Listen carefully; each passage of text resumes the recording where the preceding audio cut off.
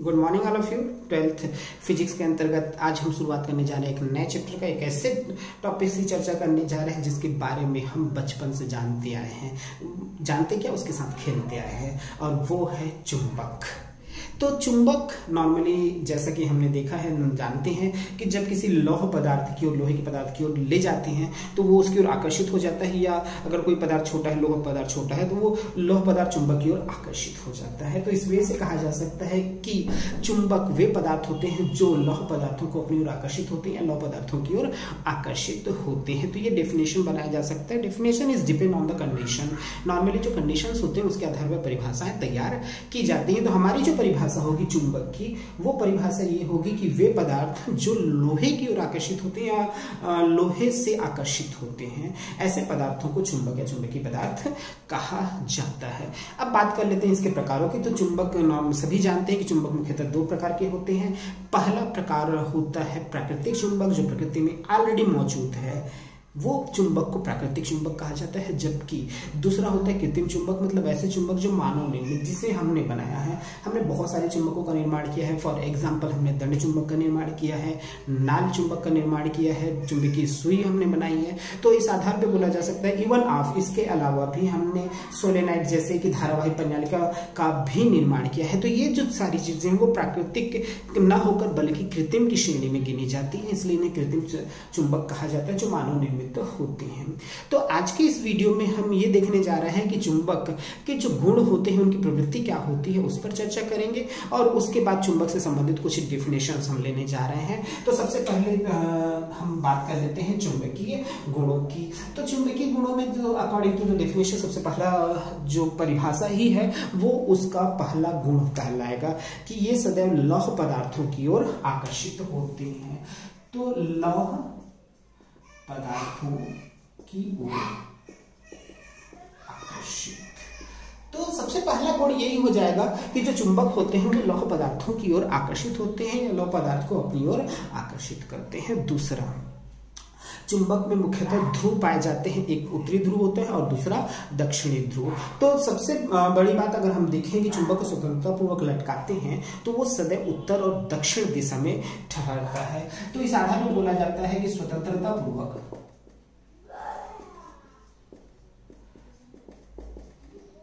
सदैव north and south, उत्तर व दक्षिण दिशा में रुकता है। इस पर भी हम चर्चा करेंगे कि क्यों वास्तव में ये जो स्वतंत्रतापूर्वक लटकाए जाने पर उत्तर और दक्षिण दिशा में ही ठहरता है। पर सबसे पहले पूरे गुणों पर विशेष तौर पे चर्चा कर ले। बाद के वीडियोस में हम इन सब बेसिक जानकारी पर भी डिटेल से स्टडी करेंगे।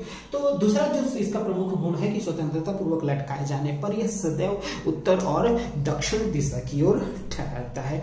तीसरा चीज तो ये बोला जाता है कि जो चुंबक, अगर दो चुंबक हम पास लाते हैं तो कई बार देखते हैं कि वो आकर्षित हो जाते हैं और कई बार ये देखते हैं कि वो प्रतिकर्षित हो जाते हैं। तो ये भी हमारे लिए कौतूहल का विषय शुरू से रहा है। तो वास्तव में सजातीय जो ध्रुव होते हैं उसमें प्रतिकर्षण का गुण पाया जाता है, जबकि विजातीय जो गुण ध्रुव होते हैं उनमें आकर्षण का गुण पाया जाता है। फॉर एग्जाम्पल अगर एन दोनों सजाती हैं, पास लाते हैं, तो वो अट्रैक्ट न होकर रिफ्लेक्ट होते हैं, एक दूसरे से दूर भागने का प्रयास करते हैं। सेम एसएस को पर होता है, किंतु यदि हम एन और एस को पास ला रहे हैं तो वो तुरंत चिपक जाते हैं। तो इस वे पे हम बोल सकते हैं कि सजातीय ध्रुव में प्रतिकर्षण तथा विजातीय ध्रुव में आकर्षण का गुण पाया जाता है। तो इस आधार पर बोला जा सकता है। इसके अलावा जो प्रमुख इंपॉर्टेंट चीज है कि जो चुंबक के दोनों ध्रुव होते हैं उसको हम कभी भी अलग नहीं कर सकते। ये सदैव पेयर्स के रूप में मौजूद होते हैं, युग्म के रूप में मौजूद होते हैं। कहने का मतलब चुंबकीय ध्रुवों को अलग नहीं किया जा सकता। मतलब चुंबक जो रहता है वो सदैव पेयर्स में ही मौजूद रहेगा, उसमें एन और एस दोनों मौजूद रहते हैं, उनको हम अलग नहीं कर सकते। कोशिश भी करें अगर हमको काटने पीटने का तो भी उसमें फिर से एन और एस उत्पन्न हो जाते हैं। तो इस वे पे कहा जा सकता है कि उसके चुंबकीय ध्रुवों को कभी भी हम अलग नहीं कर सकते। हाँ, ये चीज होगा कि अगर हम अत्यधिक पीटने पटकने या जलाते हैं तो जो चुंबकीय गुण हो जाते हैं वो समाप्त हो जाते हैं, या ये बोला जा सकता है कि उसमें चुंबकत्व का गुण पाया नहीं जाता। तो इस वे पे बोला जाता मतलब है कि ज्यादा, मतलब अत्यधिक पीटने, पटकने व जलाने पर चुंबकीय गुण समाप्त हो जाते हैं। तो अत्यधिक पीटने, पटकने और जलाने पर जो चुंबकीय गुण होते हैं वो समाप्त हो जाते हैं। और इससे रिलेटेड है उसका सबसे इंपॉर्टेंट पॉइंट जो है वो चुंबकीय प्रेरण है। अब चुंबकीय प्रेरण वास्तव में होता क्या है वो समझ लें हम लोग।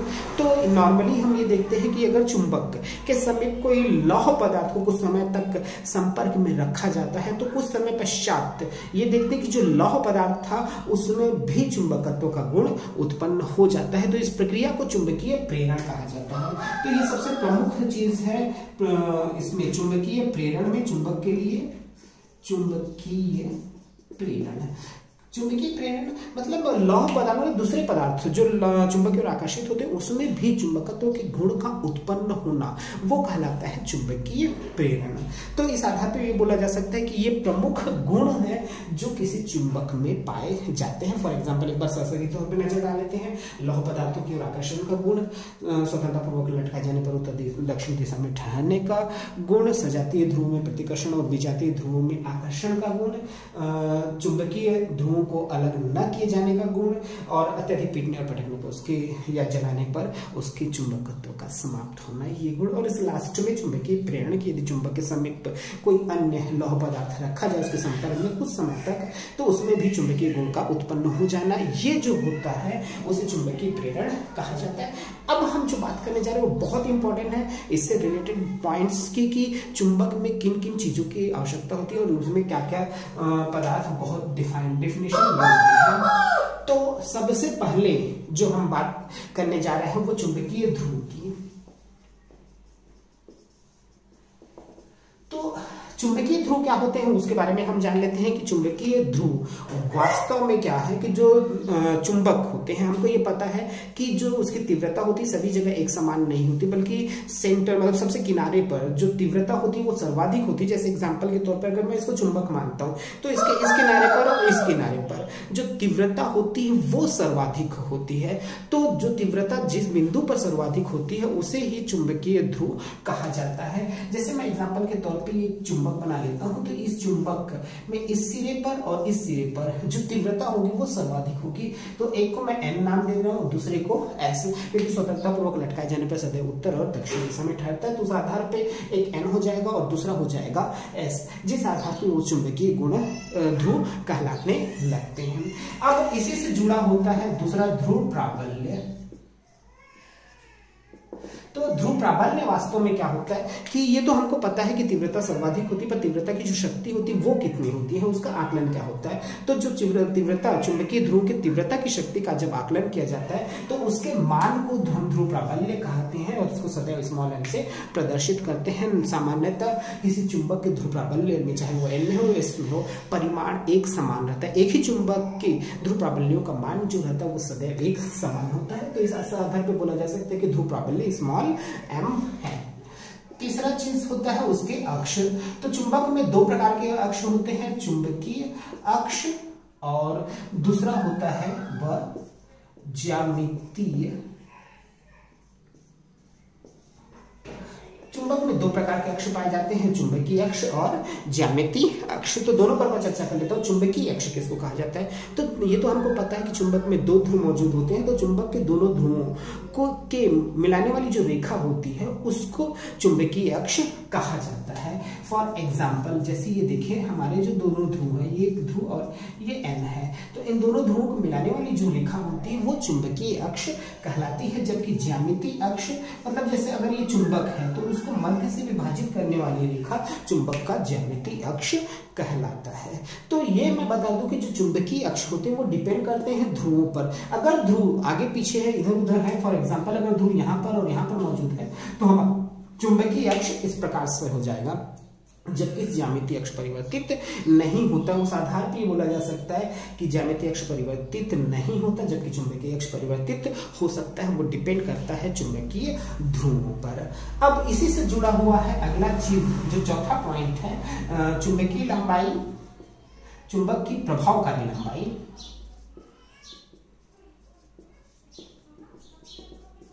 व वास्तविक लंबाई।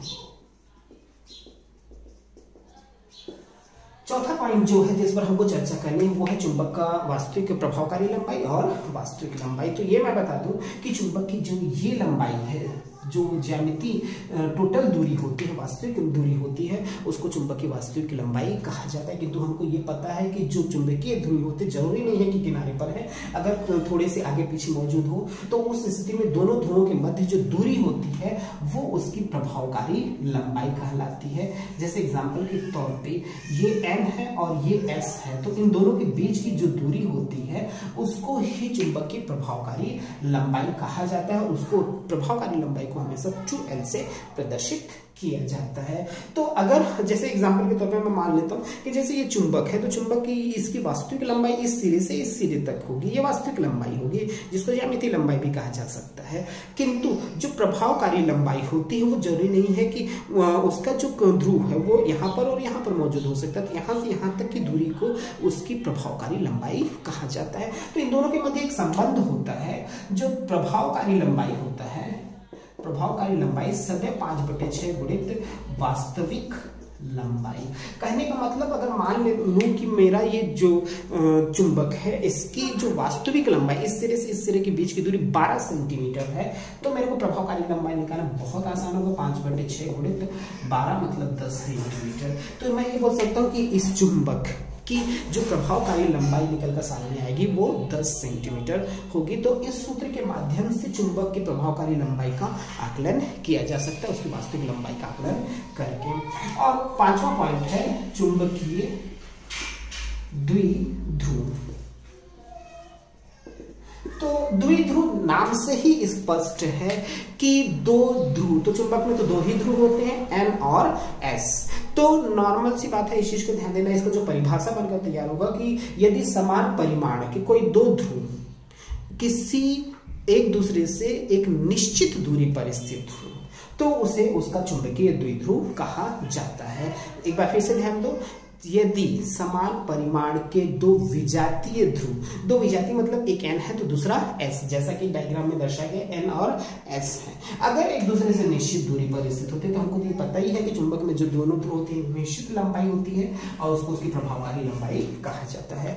तो यदि दो विजातीय ध्रुव एक दूसरे से एक निश्चित दूरी पर स्थित होते हैं तो उसे कहा जाता है चुंबकीय द्विध्रुव। और चुंबकीय द्विध्रुव से जुड़ा हुआ अगला पॉइंट है द्विध्रुव आघूर्ण, जो हमारा सबसे इंपॉर्टेंट टॉपिक है, सबसे इंपॉर्टेंट तथ्य है द्विध्रुव आघूर्ण। तो द्विध्रुव आघूर्ण क्या होता है उसके बारे में भी हम अच्छे से जान लेते हैं कि द्विध्रुव आघूर्ण, तो वास्तव में द्विध्रुव आघूर्ण जो होता है वो द्विध्रुव पर डिपेंड होता है। तो किसी भी चुंबकीय द्विध्रुव में उसके किसी भी ध्रुव प्राबल्य तथा दोनों में से एक ध्रुव प्राबल्य तथा उसके बीच की प्रभावकारी लंबाई के जो गुणनफल होता है उसको द्विध्रुव आघूर्ण कहा जाता है। तो द्विध्रुव आघूर्ण मतलब हम क्या लिख सकते हैं, द्विध्रुव आघूर्ण बराबर दोनों में से एक ध्रुव प्राबल्य